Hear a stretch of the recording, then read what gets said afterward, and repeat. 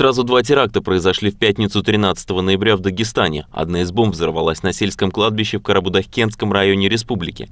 В результате инцидента погибли 3 женщины – жена, дочь и сестра убитого боевиками год назад милиционера. Самодельное взрывное устройство сработало в тот момент, когда родственники пришли почтить его память.